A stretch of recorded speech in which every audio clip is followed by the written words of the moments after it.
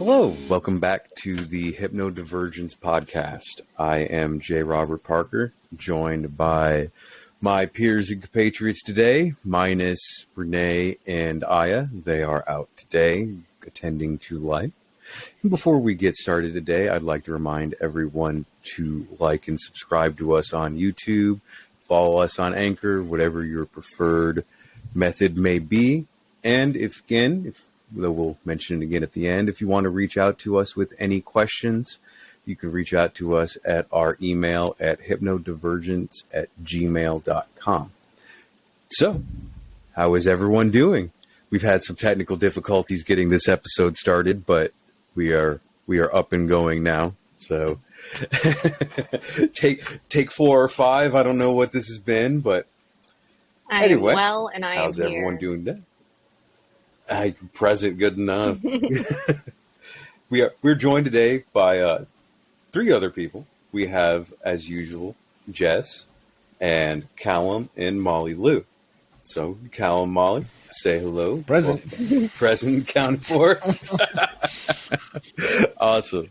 So, today we have an interesting topic. Today we have a topic that's kind of near and dear to all of us. And what we're going to be talking about today is neurodivergence. If it wasn't obvious by the podcast name that was something kind of close to us, then let it be obvious now. It's wordplay.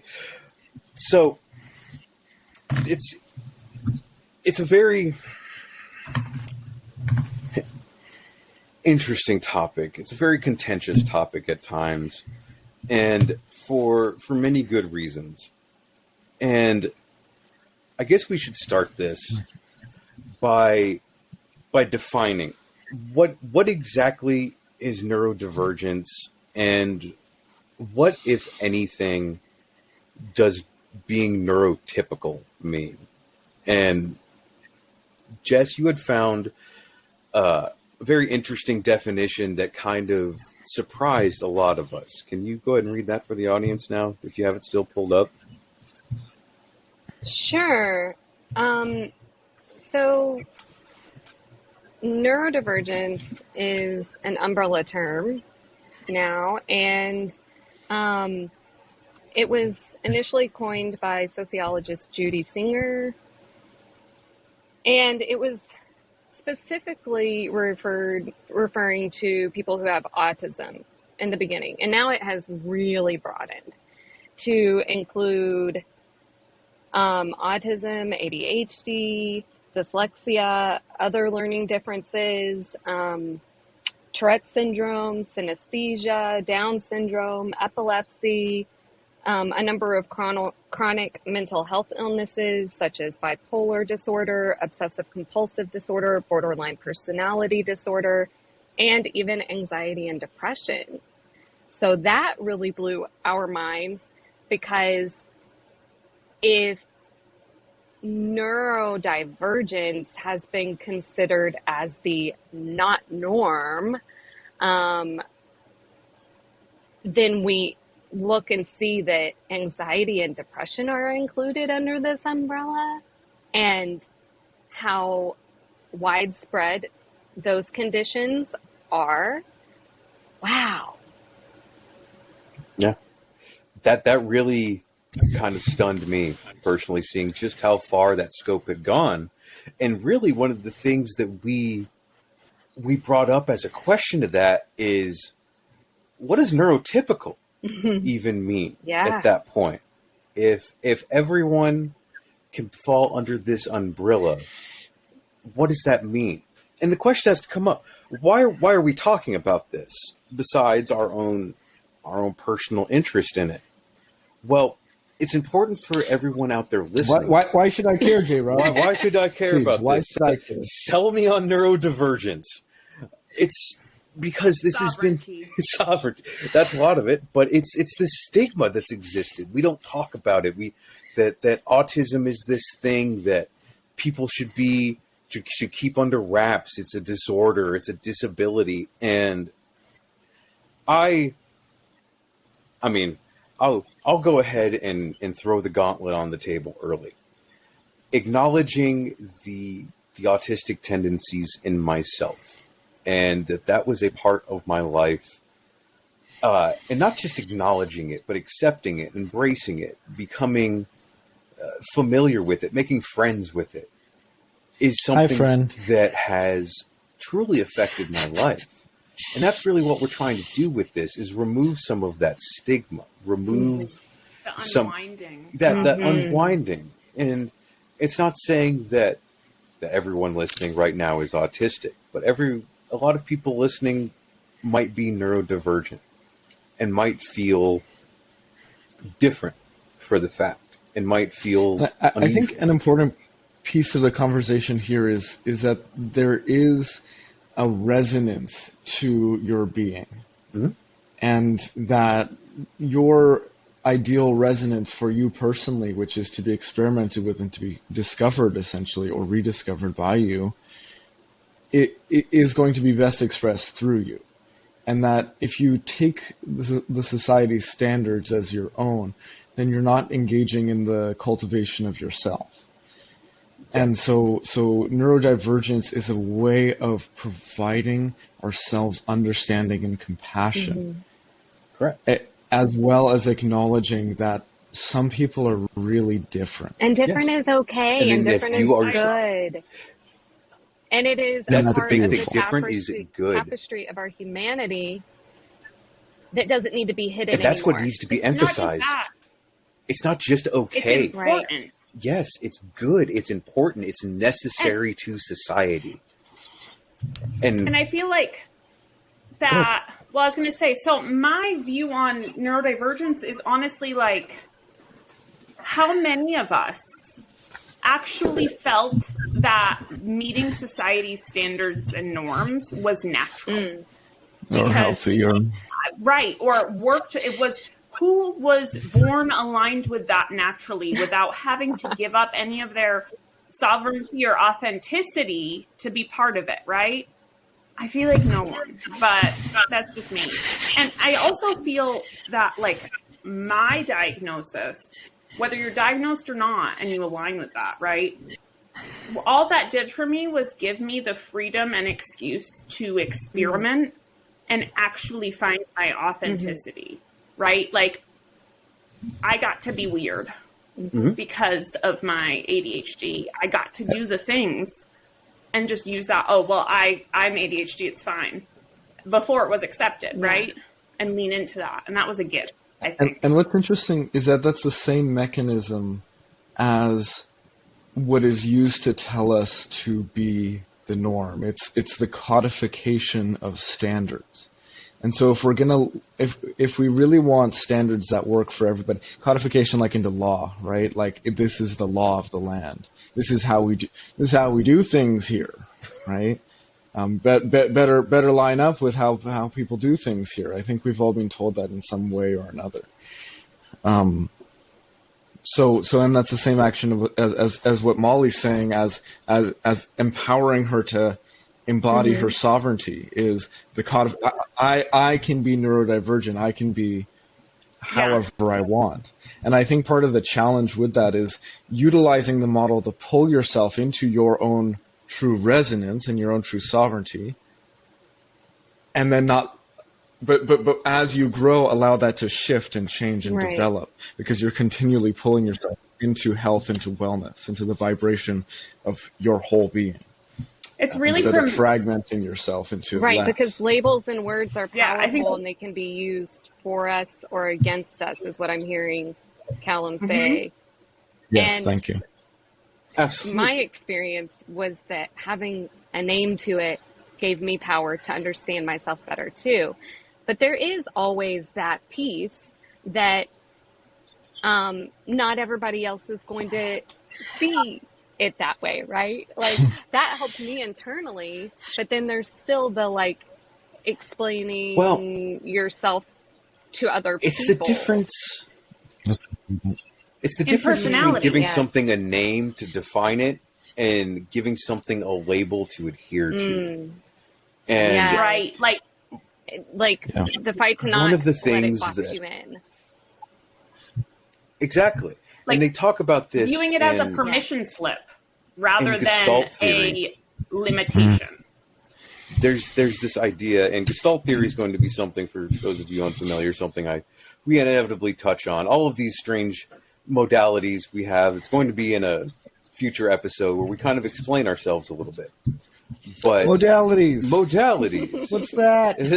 That basically, actually, yeah, thanks for that. Modalities basically Tools and means techniques. the tools and lenses that we use to view our clients, the world around us, whatever have you. And Gestalt theory has a lot to do with the sense of self. And one of the things it says about labels is that they're kind of risky, because whenever you, for example, let's say you are clinically diagnosed depressed, you now have the label on you of you are depressed or you have anxiety. Well, there is a fine line between clarity and identifying that issue and understanding and identifying by that. And for a great deal, many people, well, you're depressed. That means you can never be anything but depressed because that is your label. That has become an identity. And that's where, when we talk about labels, it kind of gets a little tricky. And like Jes, those same labels have given me a lot of understanding for certain things in the past. But at the same time, simply just wearing that label like a badge, choosing to identify by those labels, isn't always a good thing. Right. I think it's a tool, though, right? Yes. That I saw that label as a tool and an opportunity, right? Like, what can this label do for me, rather than what is wrong with me because I have the label, right? Like, how can I use this, right? So it's that positivity versus negativity bias. So I took the label of ADHD and I was like, cool. All right, what are the dopest things about this? And how can I use those as a inspiration and motivation to, like, live my goddamn best, happiest life? You know, and looking at looking at all of the people throughout history that have been neurodivergent and done like the coolest things, the most innovative things that have brought our whole society forward technologically and socially and all of that, right? Could you educate at least me on some of those things? Okay, so for example, Tesla, Einstein, like people like that, big innovators. And there's some debate through, you know, historically speaking, through people that are so far long gone, but you can see tendencies that would make it make sense, right? So, and even now, Uh, I'll try not to do a podcast on Nikola Tesla right now. Oh, by the way, just 'cause happy you don't birthday. Posthumously, today is Tesla's birthday as of this recording on the 10th. Yo. Yes. So of all the people I could have mentioned, I literally didn't have a Happy list birthday, of like Nicole. 50 people.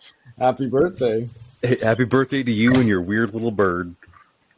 So that's lovely that you say that, because Nikola Tesla was definitely clairaudient. Oh yeah. He at one point said that his ear is as big as the universe. He was also neurodivergent as hell. So one of the things I found, just out of curiosity, looking this up, I decided to look up the definition of neurotypical for our own edification, for the audience. And this is very strange and merits some discussion, because this is the Oxford language definition, an example of neurotypical used in the sentence. So, neurotypical, adjective, not displaying or characterized by autistic or other neurologically atypical patterns of thought or behavior. It's just not being anything else. Weird. Here's it gets weirder, because here is it used in a sentence. Neurotypical individuals often assume that their experience of the world is either the only one or the only correct one. And So it's fear-based. that's on Neurotypical, you said. neurotypical. That is the definition of neurotypical. That it is an inability to see beyond your own personal experience. Okay. I love viewing neurotypical as the symptoms. I don't know if anybody else has ever done this, where you list off all the symptoms of Are we doing this? It'll be fine. And it's like I love this. rigid in thinking, like in a certain way, right? Like, inability to innovate past a certain extent of society's expectations. Oh, like God. Okay, things like that. while you're talking, I'm going to try to find this meme. Doesn't feel a need to use stimuli from outside of them to make them comfortable for some reason, or they refuse to use stimuli. Like me, who constantly is doing this, that I'm sure will be picked up at some point. Sometimes I wonder if it's a limitation in senses. So many people who are neurodivergent have such a more expanded sensory experience. Sometimes overwhelmingly so. Mm-hmm. And I think that needs to be acknowledged here too in this discussion, is that not everyone experiences their neurodivergence in a positive way, or at least not all of it in a positive way, and that there are real true challenges that come along with a lot of these differences, conditions, however you want to put it, experiences. That need to be acknowledged, and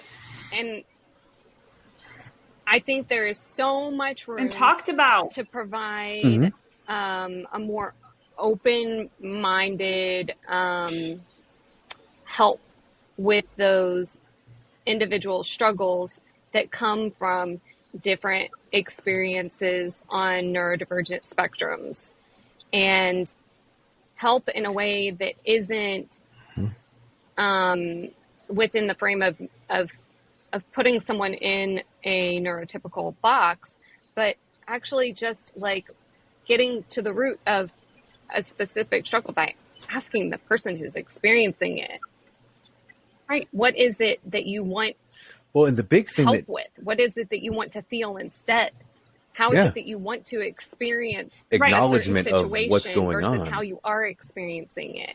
And when we start to have an openness to those discussions and to helping people in where they're at, and not trying to make them anything other than where they are at, then it's like, how can we help you live the highest expression of this experience you have, of this aspect of your neurology? How can we help you live at the highest expression of that versus the struggle that you're in?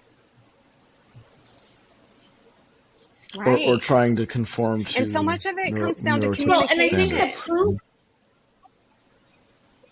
I think the proof of that working is like this group that we have going, right? Because like we'll say things like, I just need to, like, I'm sorry, I can't process this right now. I just need to go like cocoon. Or like one of the biggest conversations we've been having lately is about the different stimuli and how, like, so I'm ADHD and my husband is autistic and ADHD, and he is a loud stimmer, right? Like, so he's like very loud and I can be sensitive to noise.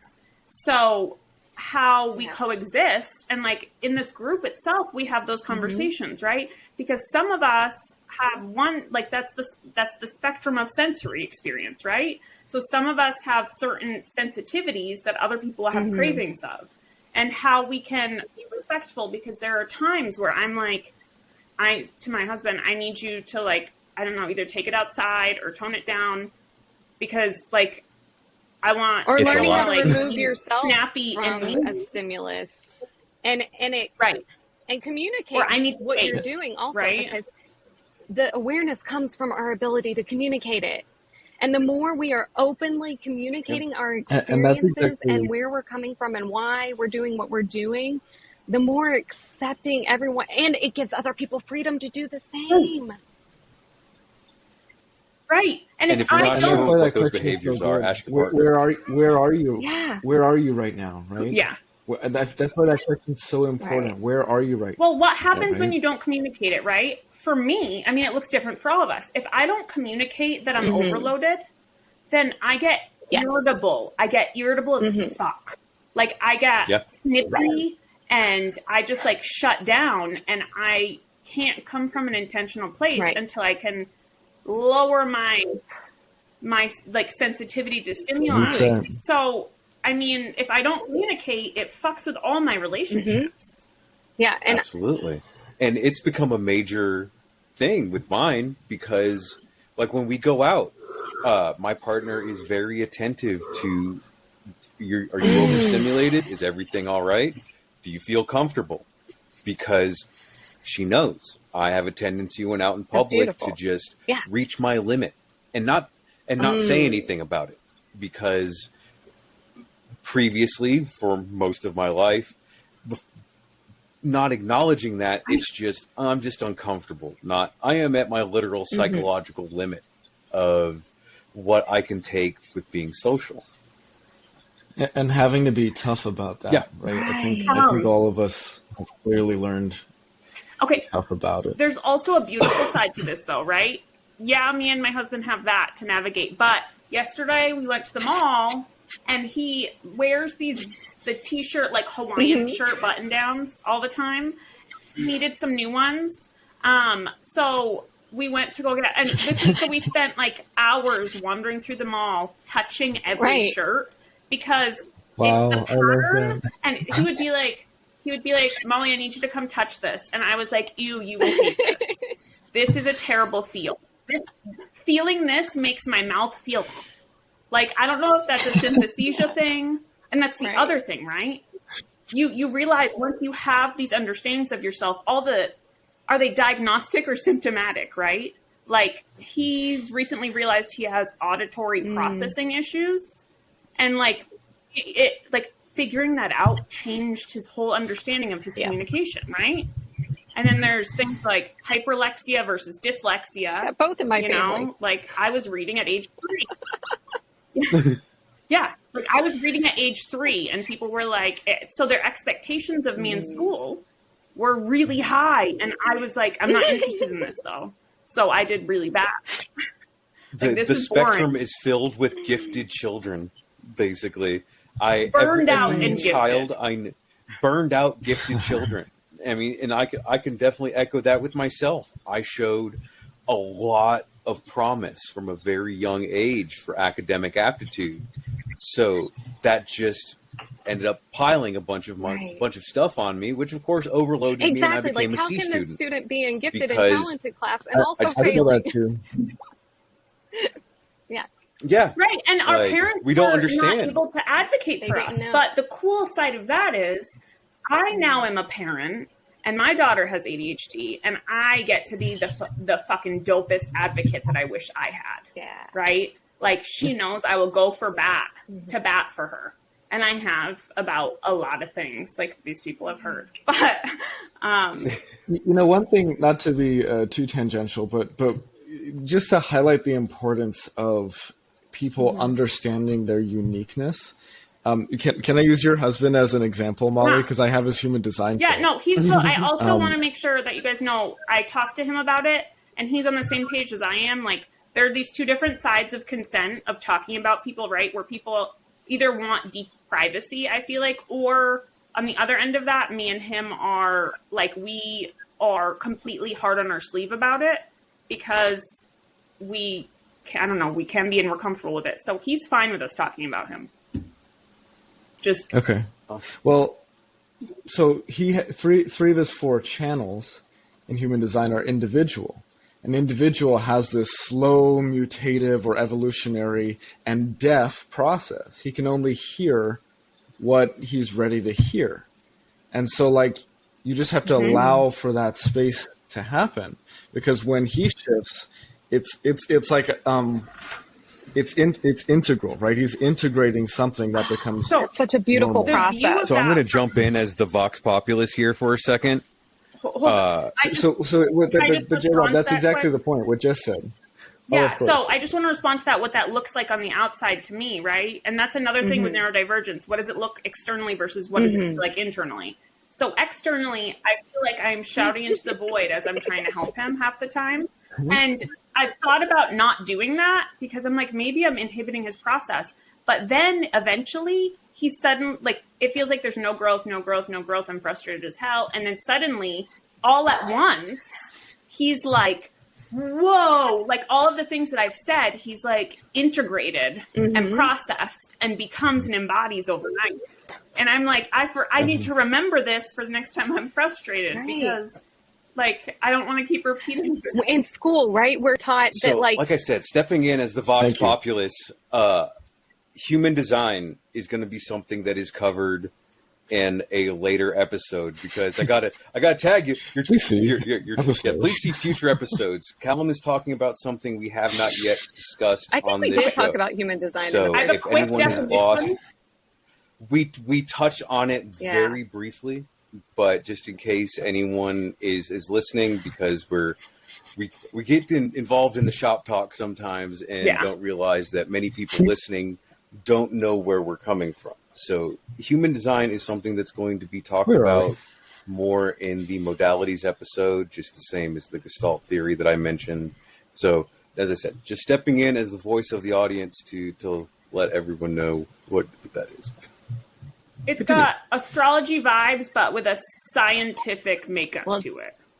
Just to like make that's very brief, energetic. It's a synthesis of Western astrology, the Kabbalah, the I Ching, and quantum physics. So let's not get distracted with talking about future episodes.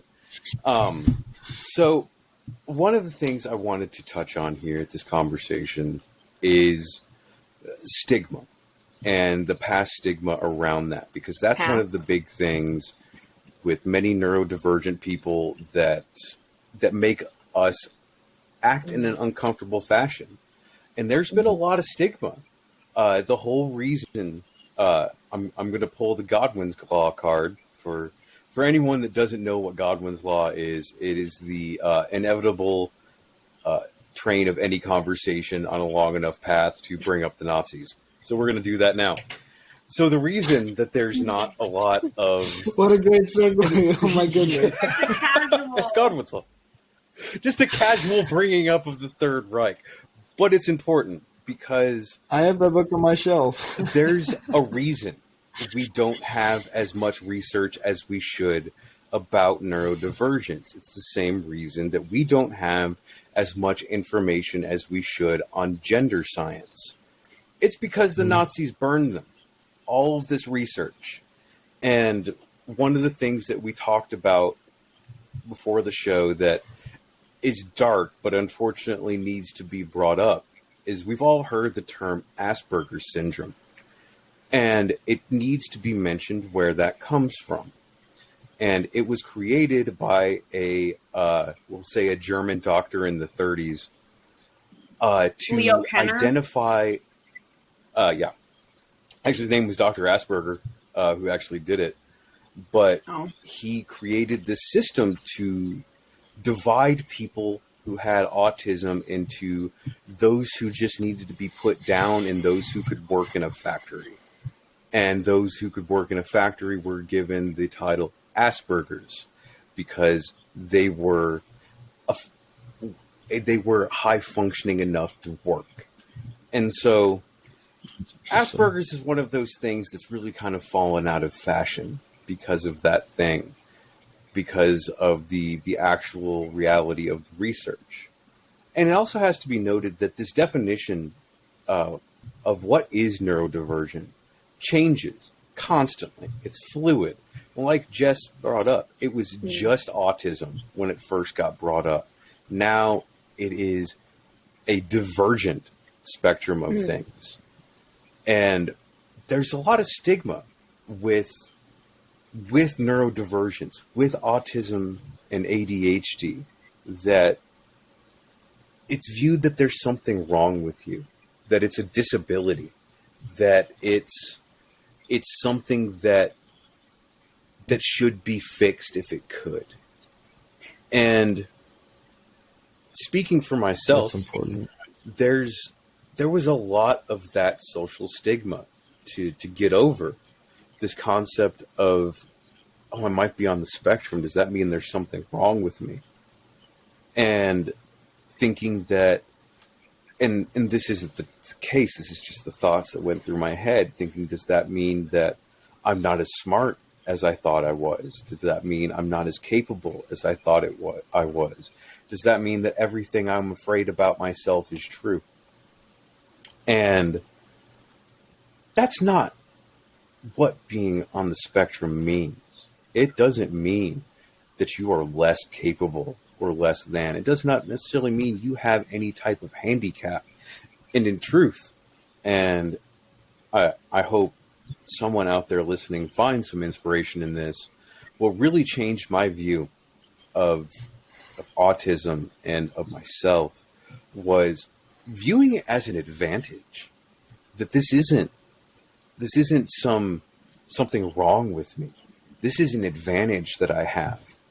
You mean other people can't hyper focus on single tasks to the point that they don't even hear what's going on around them? Like, all of these different things that I thought made me unusual, but it just, I hate to be trite about it. Things that I thought made me weird were what actually made me special. And the talents that I had relied upon them. And so there was really a lot of personal growth with me of looking past that stigma and looking at what the reality of the situation is. Like, yeah, I'm not going to look someone in the eyes when talking to them. That's just the way of it. Like we were talking about this beforehand, a couple of us discovered tricks to be able to look people in the eyes that just ended up being haunting as hell. Like, without it being too much, like direct eye contact. Yeah, let me stare into your soul. It's also important to mention, right? Like, it does help when you're diagnosed, or even if you're not diagnosed in it, or it's self-diagnosis, right? Like, it really does help to view it through the lens of like, oh my God, this is a superpower. But does that mean that it's easy? Right. No. Like, there's pros and cons to it. And it's difficult, but it's all just part of the process, right? Like, there's stigma still from other people. But not just the stigma. It's like, reframing. we don't want to talk Right. positivity ourselves or anyone else, right? Because Yeah. there are some Absolutely. aspects. So, like, we have to look at it, first of all, as not just one spectrum. It's like, can be broken down into symptoms or aspects or Categories and ranges within each person's individual condition or experience. So it's like, my executive functioning, it has its own spectrum. My sensory input has its own spectrum, or that could even be broken down. My auditory sensory spectrum, my visual sensory spectrum, my So there's a spectrum for each part of each person's individual neurology. And the more we can open that discussion and gain awareness around each person's, make it just normal to be able to be like, oh yeah, I experienced this. Where am I on We're all different spectrum? Not one big spectrum that is just ridiculous. Like, that's where a lot of the misunderstanding about neurodivergence comes from. Autism isn't just one spectrum. It's multifaceted, and where you are in each part. Yeah. And it doesn't mean one thing. Yeah, and ADHD is the same way. Gain that awareness, break it down. Where am I struggling? Where am I like, ooh, I'm super, this one's my superpower on this spectrum. But like, I really struggle with time management. If we can learn to break those pieces down, then give ourselves permission to get support in those areas. And then, y'all, like, people support each other. Accommodate each other. Actually integrate. Right. Fill each other's gaps. And that's Wait, what was that? And that's the thing, because and this is unfortunate, and anyone that's listening that's not from America is probably not going to understand this, but it's real hard to get support, to get diagnosis even, to get care. And so we cannot rely upon the system to take care of those needs that we have. What we can do is be accommodating. What we can do is strive to understand the individuals around us and their needs. We can step just as the same as you would want system. someone to do for you. We can step outside that system and create community together. Like this group that we have was like the biggest gift to all of us, I feel like, because it made like we are all exploring our own individuality and authenticity and sovereignty in ways that are like I always saw myself as a very like proud ADHD advocate, right? I always tried to be my authentic self to make space for other people because I have the confidence and boldness and I don't really give a fuck enough to like be that person, right? So I was like, why not? But even within this group, right, I realized how many places I was making myself smaller to be less of a nuisance or whatever, right?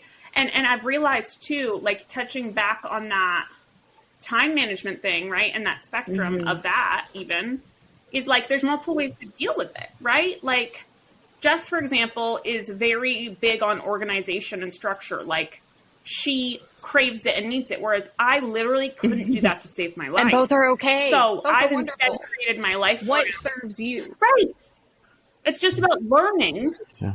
Right. It's about learning what works for you. And like, for me, none of that works for me unless I had a hyper focus on a certain type of planner for a while. But once that was gone, so now I focus on what I call deep presence, which is really like setting up my life with as little time obligation things as possible, and then being deeply present with what needs to be done to take care of myself, my home, my family, my environment, moment by moment, because I have no object permanence. So, and I see that, but I see that as a gift because for me, as what once was an issue, my time management, always being late to work, getting in trouble all the time, regardless of the accommodations, struggling to have time management and like just management of structure in general. So, and habit, like brushing my teeth even. I now just brush my teeth whenever I'm like, my teeth feel like they need to be brushed or whatever. And that's multiple times a day, but like it's when but I don't feel like obligation makes me defiant. I also probably would have been diagnosed with ODD had they known, assessed when I was younger. Right. Yeah. Because I definitely still have it. What's ODD? Oh, okay. So oppositional defiance disorder. My daughter also has that. Basically, it just means like you are incredibly defiant against everything, right? Like, and you have a big resistance against authority in particular. So basically, obligation and authority are our biggest adversary. Like, is that the right choice? I don't know. But either way, it's like our nemesis, right? So, which is why my deep presence works well for me, because I'm not doing it because I'm obligated. I'm doing it because I respect myself in my life and I have an awareness that I'm going to utilize. And the more I lean into that, like I'm working on teaching my kids that because I'm terrible with structure. And, you know, kids need structure. Not every kid, though. If you have a structure that's different, I do. My daughter doesn't. My son desperately does. So this is a conversation of equality versus equity, I do feel. No. Because equality has an implication that we're treating everyone the same. And people don't deserve to be treated the same. People deserve to be treated as themselves. Absolutely. Absolutely. And that's a big thing. That's the difference between this normal, we'll put that in big quotes, and this divergence. And it really, one of the things I always come back to, especially with looking at that definition of neurotypical, it sure sounds like neurotypical isn't the typical. And that in truth, especially with this expanding definition of what neurodivergent means, it's a safe thing to say that we're all neurodivergent, every person. And what does that really say? Ultimately, just by the syntax of the words. It just means everyone's different. Everyone in their mind, neurologically, is divergent. And is why different. wouldn't we be, We though? all have. And why wouldn't we Like, be? logic, Everyone neuroscience, is a everything unique thing. points at that. Yeah. And how weird would that be to be? So neurotypical means you are a carbon copy. You think Drone. like this other set of people. You're a drone. I feel like that's an Why would archaic anyone system, want that? right? To believe It that is. we can all neurologically be wired the same when we understand so fucking little about the brain in the first place, right? Yeah. But like if they do brain scans, they realize like there are commonalities, right? But Mm-hmm. there's no way that all of our, well, on top of it with conditioning and all of that involved, it's so complexly obvious that it's whatever type of chaos theory is involved, right? There's no way that we're not like, No. it's like all different. And there are people that might have things Yeah. more in common than other people, but that's because there's so many variations in so many people. It's a fluke. It's not. And it really has to be emphasized. And Molly and I have had this conversation one-on-one before, that neurodivergence is necessary in society, just as the same as neurotypical. Because in society, in civilization, you need the people who can 9 to 5 it, who can do the same thing. Those that stick by the fire. The hunter-gatherer And at the same part. time, Remember? yeah, you need the people who are just wild enough to go build a bridge The idea across a massive people. span, Right. or build this giant statue. Like, Or to be The idea aware of of the threat that nobody else realized existed because it's a new And the threat. people who are willing to push yeah, the status exactly. quo And these things to are required. further the greater good. Yeah.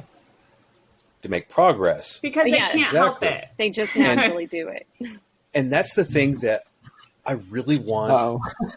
I really want people to realize listening to this. It's one of those things that really helped my own acceptance of myself and others. And that's, human history is built by the neurodivergent. It is quite literally paved by the neurodivergent.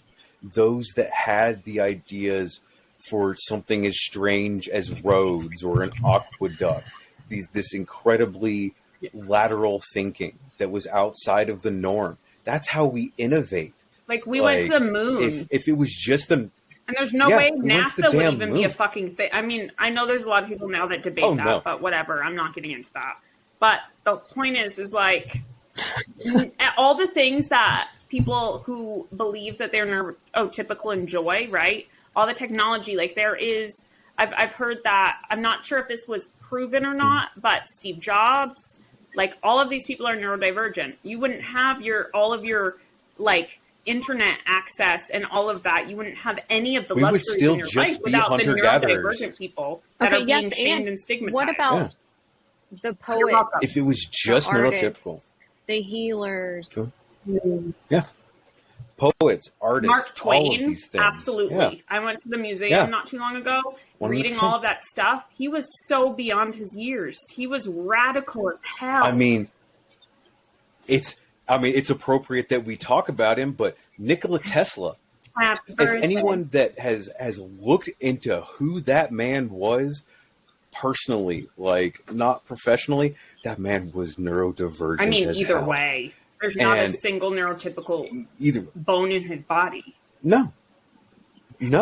And he was, even today, we are using his discoveries and his, all of his findings to further the progress of society. And I could go on a huge long rant about Tesla and Edison and all of that stuff, but I won't. That's something for another time. So Go ahead. I think what everyone's saying here is, there's a need to recognize the advantage Yes. of diversity. Yes, absolutely. And accept it in yourself. That's the important thing. And that's really what we are trying to emphasize here is, yes, it is the acknowledgement. Because it's actually Go ahead. it's a functional therapy. Yeah. Absolutely. If you can recognize the diversity in yourself, then you're capable of recognizing the diversity within I think others. a lot Absolutely. of it goes back to, and I think a lot of life in general, like a love for life, goes back to creating a sustainable sense of healthy curiosity and enthusiastic curiosity, right? About yourself and others. Because like Yes, I'm ma'am. endlessly fascinated with getting to know people. It's one of my And we also favorite accept things the ever. people who are just And inly it's like fascinated with their own selves, and they are welcome here too.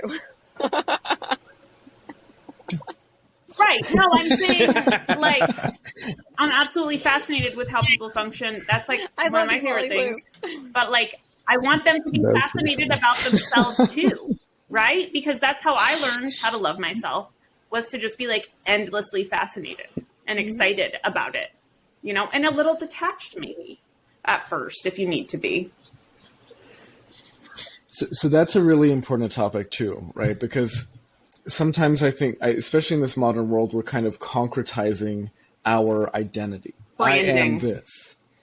And, you know, human design will tell us that 60% of people don't have a defined identity process. So they're variable in their identity structure, or they're meant to be. And then not self-conditioning for them, right? Them trying to conform to the conditioning of the society. Well, they can is to absolutely have have a an I uniform am statement identity. that is expansive. I am open to many different expressions of myself and exploring who I am in different environments and how I feel around different people as an expression of myself. Right. Yeah.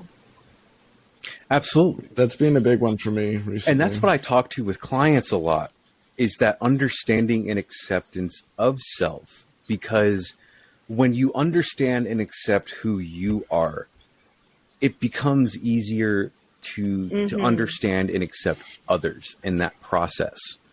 And there's an interesting idea of positive selfishness. It's a CBT, cognitive behavioral therapy principle. And it basically says that before you can be present for others, you have to take care of yourself first. You have to, and it's not a negative. It is something you need to do. You cannot be there for other people until you've given yourself that acknowledgement, that care, that understanding. Because how can you possibly give that to somebody else? You can if to you've a not point, given but that to yourself? you push to the point of burnout. And if it's not sustainable. Receptivity. Yeah, it's you take that too far, you become a martyr. And you sacrifice all for others. You have to be receptive of your own needs in order to be able to be receptive of other people. Learning how to do that, right? You know? A lot of people have ruptures 100%. in their childhood development where they skipped learning certain foundational self-care steps, right? That's really common in our society where we aren't raised by a village anymore, and where often we have caregivers or parents who don't have all the tools or who are stretched too thin, and then there's gaps. And carrying their own child. It's just like that generational trauma piece, right? Where your parents are raising you with the tools that they were given, which were insufficient to raise them in the first place. And then that just getting carried down. If we don't get curious, we don't explore, we don't learn from each other about ourselves and each other. And then how you can add we teach in our kids to? Neurodivergence, and if they had no awareness or understanding of their own neurodivergence, or if you yourself don't, and then you're trying to parent in a neurotypical way, or, you know, with limited tools and support, even for a neurotypical, but then you have these additional differences and no support in your environment. Come on. But we have this great opportunity to expand it's exactly that you have to. Yeah, expand what support looks like. It's about getting curious about environments yourself. can look like. How can we design environments to be supportive? Right. Let's get some neurodivergent people on that. Come on. Like, let's redesign our Right. environment Yeah. to be Absolutely. accommodating to a spectrum of experiences. And it's really about what works for you, right? What serves you and what doesn't, regardless of diagnosis, regardless of any of that. What serves you and what doesn't, and really deeply Without curious judgment. about questioning everything. Like, just, well, right, with a little bit of detachment, so you can look at it without the emotional struggle with it, But right? then we got Without to the talk feelings about of guilt and how shame, necessary right? it is to Like- learn to process your emotions, that emotions are welcome, right? Right. Zoom out and then zoom back in and be like, now that I have the logical thing that serves me and makes sense, let me process the emotions around that that are limiting me from that. Right? Like, let me process that guilt and shame I have. Like, for example, my mom was basically like living and growing up with Martha Stewart. Okay. I'm not kidding. Like, a doily wasn't out of place in my house. And then there is me, the fucking chaos machine, right? And she would just literally, she would just be so frustrated. And she wouldn't teach me how to clean because it was so hard for her because I was so different. So she would just bag things up and throw them out because she couldn't deal with it anymore. So then fast forward to me being an adult, right? And she's not around anymore to now help me now that I know how to explain myself. So I had to unwind all of that and figure out how to oh my God, I forgot to do my dishes for 3 days in a row. It didn't even occur to me because I wasn't living in deep presence at that point with myself, which is what works and serves me. I was trying to do it on a schedule, right? But I don't have a sense of time that works for a schedule like that, you know? And it's just this whole unwinding And that really, process. and that's one of the things we were talking about is this unwinding of the conditioning. And be it conditioning that you were given by society, conditioning that you were raised with. One of the big problems that came with myself was my mother who raised me taught me to believe that mental illness was a weakness and that there wasn't really such a thing as neurodivergence. It was just people wanting attention. And that was drilled into my head for years and years and years and years. And I can't tell you how many times I've been told, like Molly was talking about with the cleaning, I shouldn't have to explain that to you. That's something you should just know. Okay, well, I don't. So an ounce of context would be great. Are we going to deal with the reality of the human being, or are normalizing we going to meeting avoid people it and where say they you should are be different than you actually are? Exactly. It's an avoidance. Yes, and that's something that I never had, and I suffered for it.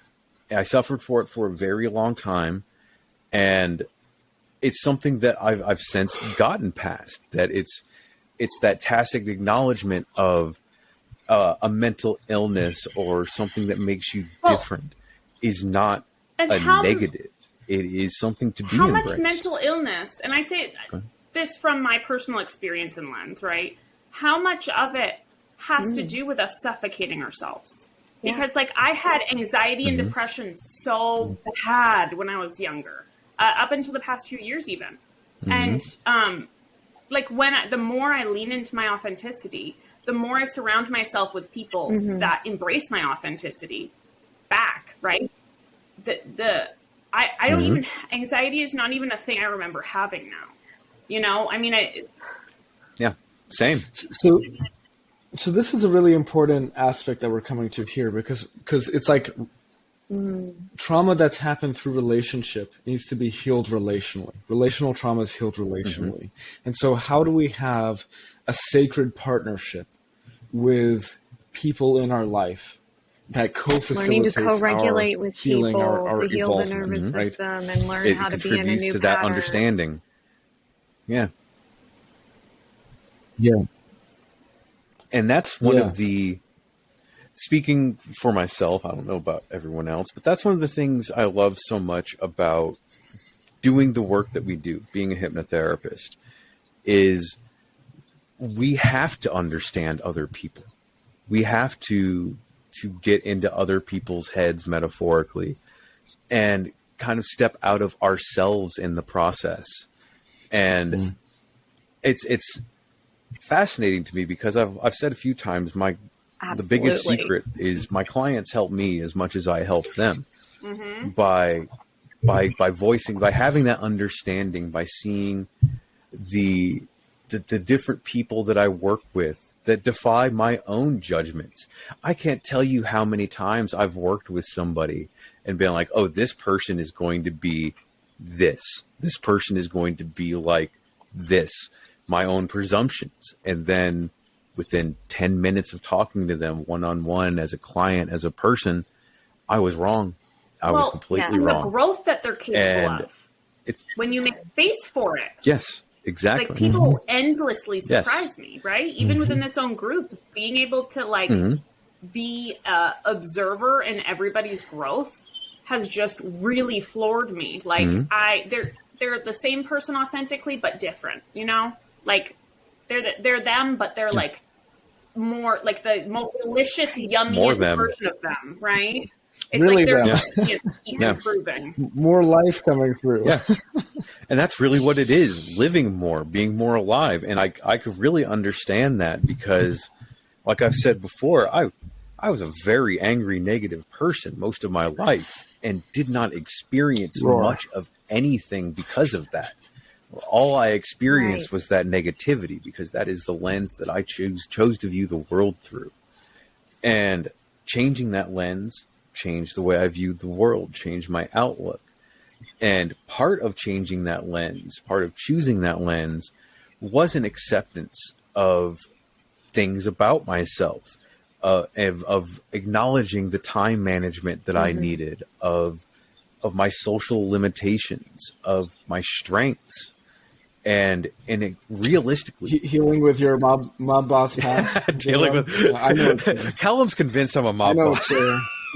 He's retired now. Ja ne ponemaju što te govoriš. You know, it's funny, right? It's a funny, but it's also serious, right? Because I think a lot of people need to live or learn that they need to live this hardened way of being, right? Like kill or be killed mentality. I think a lot of like so. Let's talk about it in the extreme, right?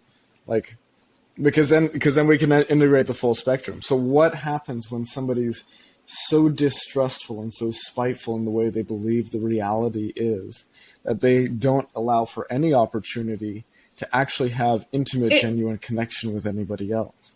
And it's like, I better fuck them over. I better do the self-fulfilling prophecy, before they do right? it to me. Because when you look at the world through a different lens, you're also saying, oh my God, the world is beautiful. There's all these amazing people and everybody's adorable and I love them, right? Then you meet the good in people. And absolutely. There or has you to could be do a the safe opposite. place for a person to begin to explore that, though. If someone has never experienced safety in their upbringing or their environment, then that requires a lot of support and facilitation and that's time to create that safety for that person to begin to explore that, to begin to even know that it is an option to have that lens. But to find that safety too, when the safety isn't creating itself for you, is also a choice, right? That whole setting yourself on fire and putting yourself back out thing, right? Where it's like, sometimes you have, like, I feel like I kind of had to do that, where I had to be like, I need to like be brave because I'm not finding the safety in my life, and I know it exists. But we also have to acknowledge, privilege in this, because that's hard. There are some things that are in our control, and there are some things that are outside of our control. And yes, we have the ability to choose how we react and view those things. But still, if bullets are flying, right? We have to consider, my environments outside of our control and how we navigate and help people. My intention was more to say your life might be really hard right now, but I don't want you to No, feel right, completely yeah. helpless all the time, right? Like I want to give, that was my whole Absolutely. intention. It wasn't to discredit the experiences that are I mean- difficult. It was to say, hey, like wiggle around a little bit if you're done with it, right? If you feel like you can't take another drop of this insanity, see where you can wiggle a little bit, right? Like where is the loose, where the rope tied around your back has a weakness and a looseness, and how can you start the wiggle?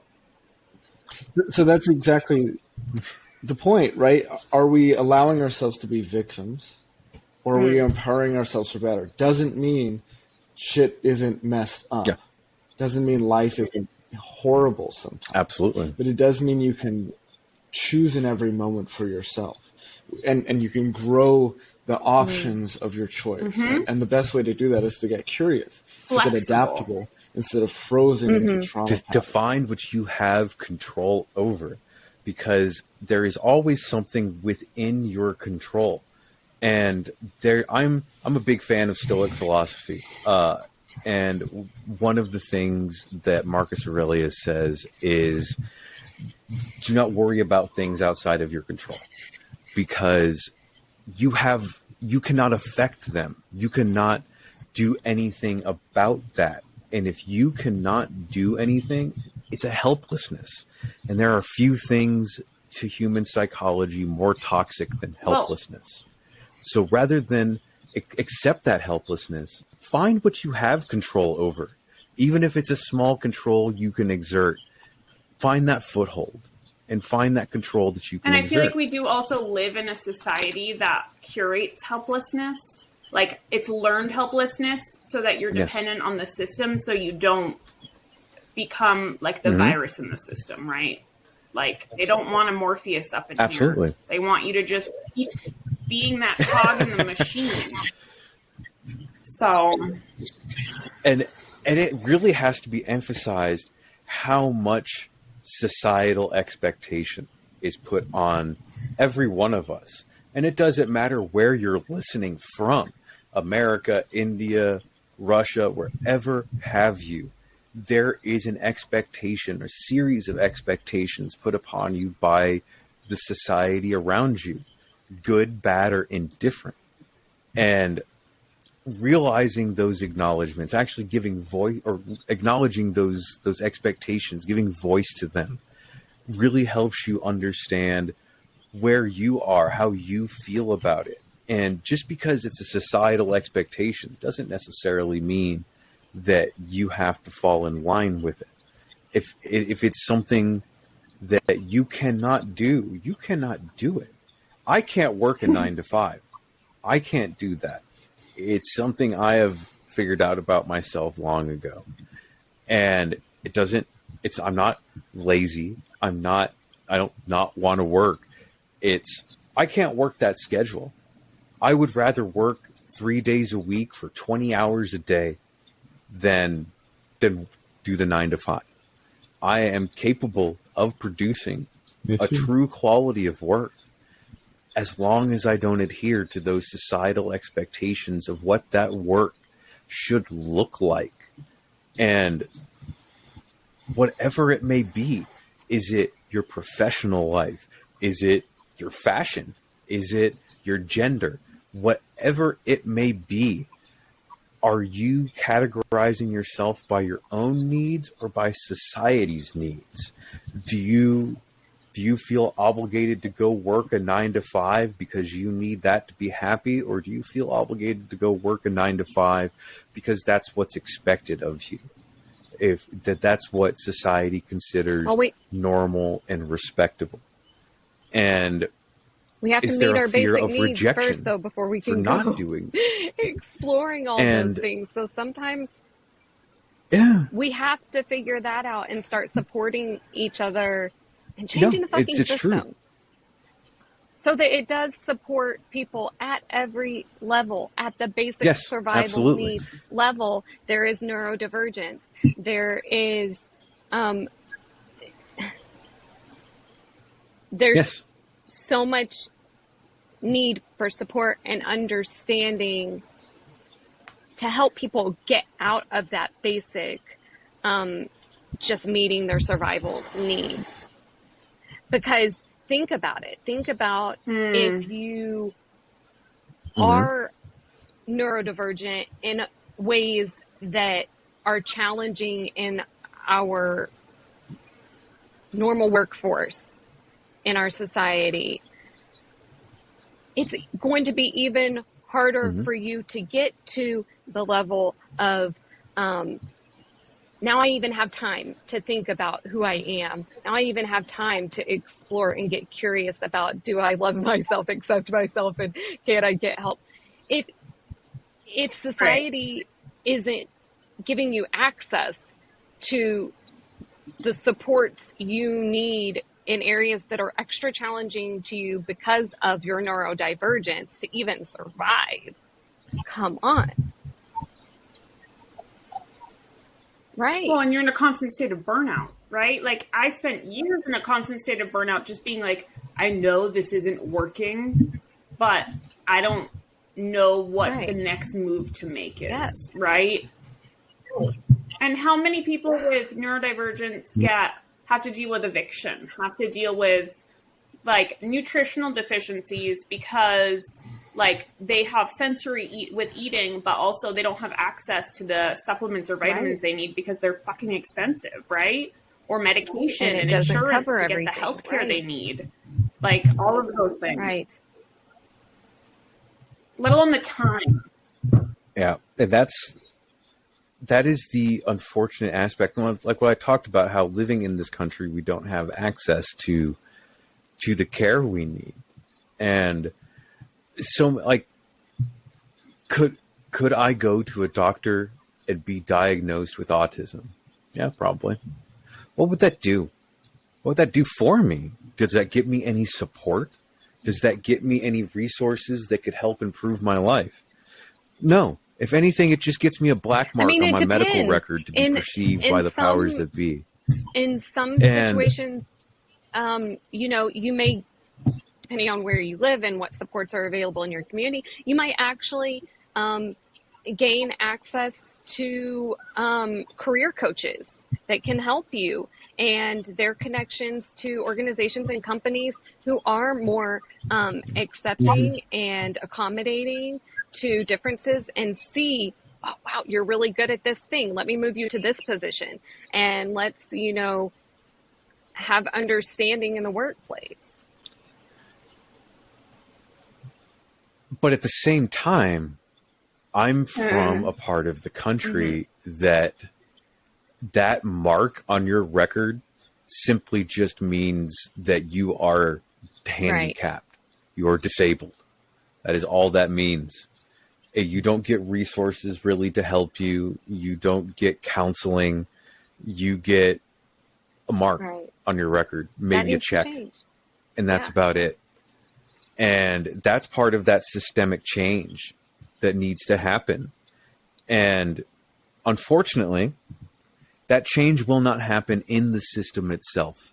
That change will not happen demand it, right? Unless from the top down. The social proof is an expectation of it. It's like, that's how things change. Yeah. But we have social proof of a lot that is not the norm. But if with that in mind, like I've kind of touched on before, if there's no help to be had from the system, inconsistent. If not Uncle Sam is an absent father, it's So it's looking into your area and that's part of the your problem, needs and figuring out how they line up and getting the support system you need. Exactly, and if that support system is the system, great. If that support system is your friends who provide you that understanding, that is just as valid. But it's important that we support each other. That's kind of the point I was getting to. If the system won't do it, we have to. And if right now your version of a support system is listening to this fucking podcast, right? Yes. And that's a step in the right direction, because that's where it all really starts, right? Is access to information, and like the sigh of relief of being like, oh my God, okay, I am relatable. Like, this is relatable. You're not alone. When nothing has been before. And that's the big thing. You're not alone. You're not unusual. You're not weird. Or you you're not are, lost. if those are positive and endearing terms. Like, I think love weirdos. But okay. Yeah. I am a weirdo. I think weird's good. Like, it's funny because my daughter will use weird as a term of endearment, but there are or strange, but there are so many kids who are taught because of their conditioning that that's bad. So she'll be like, you weirdo. And they'll be like, what the fuck?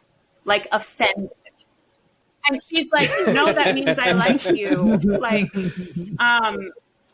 that's a good thing. I also think this is a great point to talk about rejection sensitivity dysphoria. And I know I've wanted to talk about that, and I feel like this is a great moment. Are we feeling it? Okay. Please do, it Molli. has come to my attention recently that people don't know what this is. And that when you learn what this is, it fucking changes your life, okay? So, I feel rejected. No, I'm just kidding. But, so, basically, rejection sensitivity dysphoria, just to break it down, right? It's that feeling when you feel inadequate, basically, socially, right? And the dysphoria part of it, right? Like, so it's feeling rejected, but, and so I'm pregnant right now, and my hormones are crazy, and my symptoms are much stronger when I'm hormonal, okay? For example. And so for me, it's been even more prominent than it's ever been, even though I'm aware of it. So, like, I'll be with my closest friends that I, like, know logically love me being there. They accept me for who I am, and that sometimes I don't make sense, and that sometimes I'm all over the place, and sometimes whatever. But, like, for some reason, I feel like I want to withdraw because I'm feeling like I am being obnoxious. I feel like maybe they're trying to replace me, or maybe they're just hanging out with me out of obligation, right? All of these things that if you actually took action on them would alienate the shit out of you. And lots of people who aren't aware of this, they're not aware that it's their own brain tricking them with a perception to try to protect them. That, like, so the thing that helps me the most is I just name it. I'm like, guys, I am feeling like I'm being wicked annoying. Like, I know y'all love me. And they're like, I didn't notice anything was different. Like, we invited you to be here specifically. I actually begged you to come. And like, but so there's still that little part of me that's like, they're just saying that to make me feel better. And that's the dysphoria of it, right? And it's just like, but understanding the reality of it versus, like, logically versus emotionally. Sometimes you're just going to feel that way, but it doesn't mean you always need to take action based on it. You know, and it's, and the more you're aware of that and look into your life and be like, oh, where could this be affecting me? Right? Like, you may be alienating yourself on accident as a form of, like, self-preservation from the community that could break you free.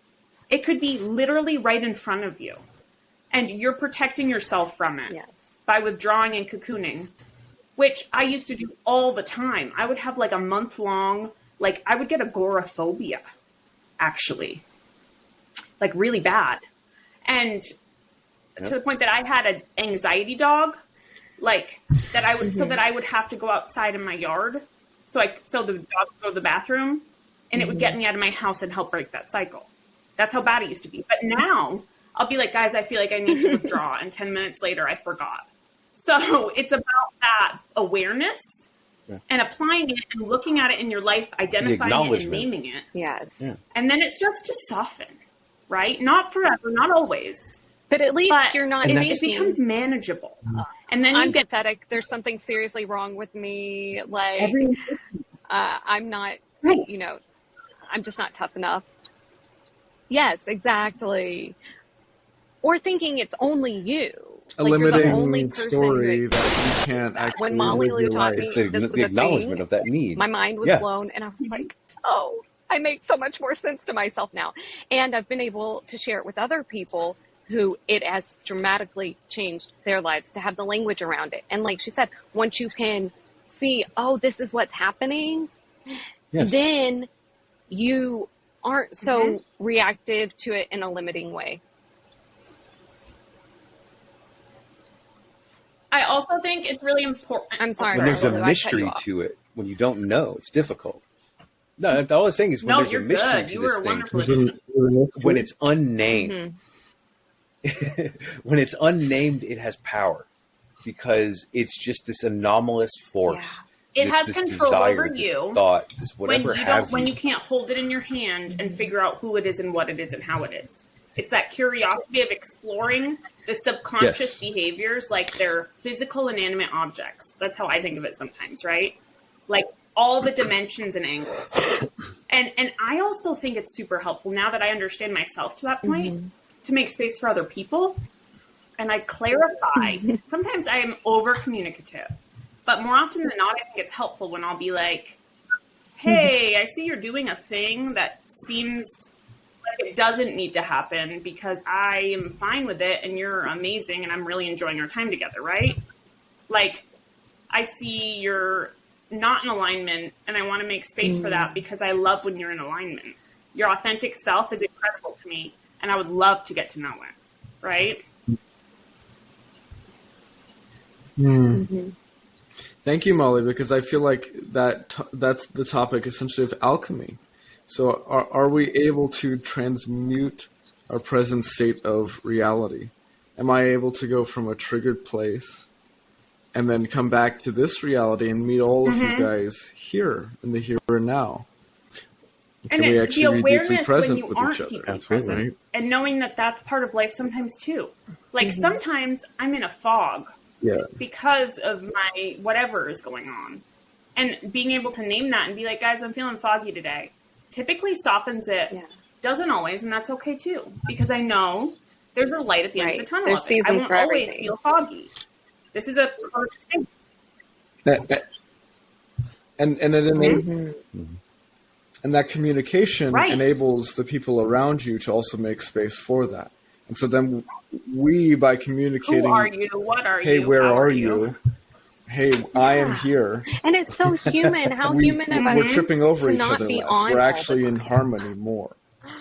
How human. I And find that's that making so space helpful. for I the learned individual. that recently. Yes. Like, no matter what it is you're experiencing. How human. How human. First of all, say to yourself, how human of me.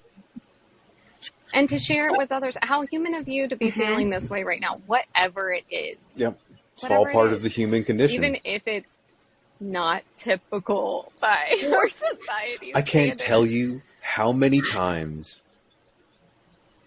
I've been asked the question by a client, like, what does this mean? What does X mean in me? And my standard response to that is, you're human. Like, why do I feel this way? You're human. And how why do I human think of this you way? for being weird. Oh, I would have said it. You're fucking weird as shit, man. And I like well, and that's the other thing, right? Something that I also learned, because I have mentioned, right? Like, I'm very outspoken and confident, and I typically deal with rejection like pretty well, right? But because of that, I don't get a lot of rejection because people are like, "Whoa!" I don't know if it's like a hypnotic response. Right. I don't know. It's not always positive, but I just keep derping around in my world and it's very comfortable to do this. But the thing is like, I sometimes will throw myself under the bus, is what I call it. And you'll see me, I've already done it in both of these podcasts, all the podcasts we've done, and I'll continue doing it, where I will wear my own experiences and heart on my sleeve and be very like loudly vulnerable in a safe space, right? I'm not just shouting it to social media, but like, this is the right space for it still. And so I'll say, hey, this is what I'm fucking struggling with. And that may be uncomfortable and vulnerable to a point, but it also makes space for other people to be like, oh, there's space for me to say something about this too. Like more often than not, I get yeah, me too. Like more often than not. Yeah. And that's the thing. I'm usually not the person to speak anything about myself, but I've come to realize doing what we do, being a hypnotherapist, that it is almost a necessity at that point to have that vulnerability to expose. I was going to say to expose yourself to others, but don't metaphorically do that. To leave yourself. not that kind of exposure, but to show that vulnerability. That vulnerability is part of that therapy, of showing people that, look, I feel this way. I understand this. And if I do, it's a shared experience. Because so many times, be it neurodiversity, be it social, be it whatever, we don't have the perspective that what we are going alone. through is a shared experience. We think we're alone. We think that no one else thinks or experiences like this. And when you learn that it's not that case, or also the lines for that identification, you know, aren't clear. You know, like, is it safe to allow myself to really be me here? Or do I have the Am I words going to to fit in explain enough to actually be accepted? Right? Absolutely. Or the the language vice to versa. explain it? Mm-hmm. Or lacking the language was or a big am I thing. judging somebody else for something that I see in myself? And that's the difficult one. I guess all I'm saying here is it's so complicated, right? It can be so multi-layered to actually dive into your traumas and your triggers, and to actually heal, and to be like, oh my God, I'm in a trigger state. I mean, like, I've been triggered multiple times in this podcast, but to actually pause and sort that out in myself, and then come from a place that's a loving part of my personality instead of a triggered part of my personality. Like, that's the deep work. Relational trauma is healed relationally. And that's a good point to kind of tie a bow on everything as we kind of conclude this talk. Is it's not complicated. We talk about these issues of neurodivergence, and it's an intensely complex discussion. Nothing we have talked about today even touches the very tip of the discussions that need to be had. But it is, as I said, incredibly complicated. There is no simple answer. There is no universal answer. But lacking answers, there needs to be discussion. And that's part of the reason, or that's all of the reason, really, that we chose to really lead this podcast with this topic. Yes, the last episode was introductions and all that. That doesn't really count. I'd say all count. This is the first real topic. And we... J-Rob, I'm going to speak for myself and say I definitely count. And I know that Jess Francis and Molli Lou and J-Rob Joke's Parker on you. I edited you out. Wonderful people hear that. But you know what I mean. But it's... all of these things we're talking about are intensely complex and not an easy conversation for some people. And that is the thing that we are trying to address. The fact that it isn't an easy conversation for everybody, but it needs to be a conversation that we have with each other, as a society, about a society, wherever you want to put it. The fact of the matter is, neurodivergence is not just a thing, but it is a normal aspect of humanity. And that really has to be acknowledged. There is nothing wrong. There is nothing unusual. There is nothing that needs to be fixed. That neurodivergence, autism, ADHD, whatever you want to put under that umbrella, is not a disease to be treated. It is aspects of humanity. And that is what needs to be acknowledged, that because we're different, we are not less than. Because we have different needs, that doesn't make us less than. Everyone has different needs. Like we talked about earlier, neurodivergence can easily just be considered everyone on Earth, because all that is saying by that word is that we are all different in our head.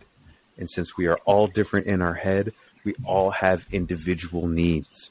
And that if you acknowledge a human, a person as an individual, part of that individuality isn't just their interests in hobbies, in voice, in appearance. It is their neurology. It is their mind. Their nuances. Processing. that if you truly believe there are nuances, that our individuality doesn't stop at our mode of dress. It doesn't stop at our personality. It goes all the way to our processing, our thinking, our needs, and that all neurodivergence is an extended acknowledgement of that individuality of humanity, that we all do not fit into a specific mold. And if we all don't fit into a specific mold, as well as a discussion on how do we actually move forward from a place of recognizing about ourselves and actually tooling our lives to deeply serve us. And the reality, and what I really like that message of unity in there, J-Rob, because there is at some level a continually shared experience, and yet your experience is also deeply individual. It's both. It's relative and absolute in the universe out here. And so again, I would actually really like to toss it up to Molli and Jes, because I feel like you two bring a level of can bring a level of synthesis about how do we actually endeavor on the work. Because I don't just want to leave people without meaningful tools to actually begin moving forward. So I'd like to toss it up to you guys in particular, because I think for me, there's a quality to what I recommend is the best place to start. I mean, so I primarily work with neurodivergent people. So I've, not only in my life, but in my work, I've seen a lot of it. And there isn't a whole lot of training out there that without experience that makes that easy, right? So the thing that I found that's fluid and functional for everybody with all of our nuances and differences is slowing down as much as you can to look at all of the things that you're doing whenever possible, even if it's just one action a day, and say, why did I do that? Was that intentional or was that reactional? And if it was reactional, really sit with it, observe the repetition in that similar behavior. It may look different. Just focus on one to start. Find that awareness, find where it repeats, figure out why. And that may take days, weeks, months, especially with your first one, right? But to really get curious about how that impacts your life, how that impacts your relationships, because without understanding these nuances in yourself, without understanding these nuances in others, how deep can your connection and relationships really go? And is that how deep you want them to go? Absolutely. Self-awareness. That's really the self-awareness, self-examination. Jes, do you have anything that you'd like to add before we wrap up this episode? I'm not sure if this is a safe space, or if I can share all of me. Brene Brown's marble jar method is really helpful with learning how to step-by-step incrementally test out how safe is this person or this environment, and building trust with yourself in that way, and building trust with other people in that way, incrementally, little by little. And and let's just keep creating more safety for each other by meeting each other where we are, acknowledging that we probably all have, I know I do, blind spots in our perceptions of other people's experiences, because we really only ever experience our own, right? So if we can give each other and ourselves more grace for those blind spots and openness to learn about each other, that curiosity that everyone keeps talking about, that we really can expand so much, solve so many of these problems if we keep that space open and safe for the discussions to happen in a world right now where, that's just not as common. There's so much fighting going on and bickering about these things. We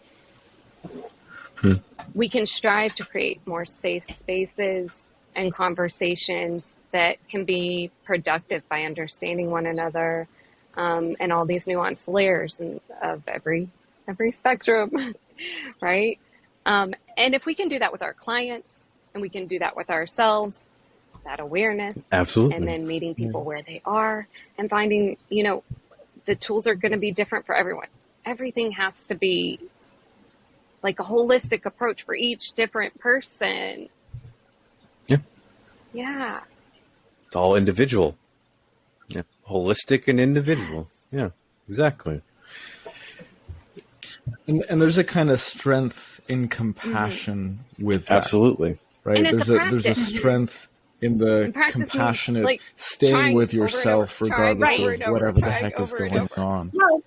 That's the thing. It's a thing that has to be learned. To throw myself under the bus again, right? I, during this whole thing, have been like, wow, I'm impulsive and hyperactive today. I am accidentally talking over people. I am talking a lot. And I'm aware of all of that, right? But so I'm trying to also soften enough to be respectful of the people I care about in this group because they have a lot of wonderful things to say. But also not shaming myself. It's about self-love and accountability. It's where they meet. That's where growth happens. I have to say, I felt like you I can't was have it doing without the same thing. both. So you're not alone. Absolutely. And that's the practice. 100%. We're passionate. We're all excited to be here and talk. I know I interrupt. And Y'all are we fine. all have so much value. Lock me up. I respect all of you. Oh, it's fine. That's But I would have all never part of the known fun. that everybody else felt All like right. that today. Well, I thought that it was so obvious. Just to talk about that rejection sensitivity dysphoria, I thought it was so painfully obvious that I was the rudest, loudest, most excessive person in this room. Right. But see, that's the perfect example. I just named it. comment below. Let And I everyone know what you still might think. have been. But I still might have been Yeah, okay, who's the worst? because I'm doing You my let us best. know. I'm identifying it. I'm naming it. When I named it, I made space for other people to admit they felt that way. Like, that's an example in real life that I didn't expect to happen when I did that. Absolutely. But it's like always more amazing than I think. Absolutely. Yes. And that's strong So and compassion. I would like to thank everybody for tuning in today. Otherwise, we're just going to keep talking and make this a 3-hour episode. So. But thank you, everyone, for tuning in, for listening. And again, if you ever have any questions about anything that we've said, if you have any questions for any of us individually, whatever have you, if you just want to relate a story, whatever reason you want to write us, please feel free. And again, that email address is HypnoDivergence, just like the podcast name, at gmail.com. It has been a pleasure talking with you guys as usual. And otherwise, thank you very much once more, everyone, for joining us. And we will see you next time.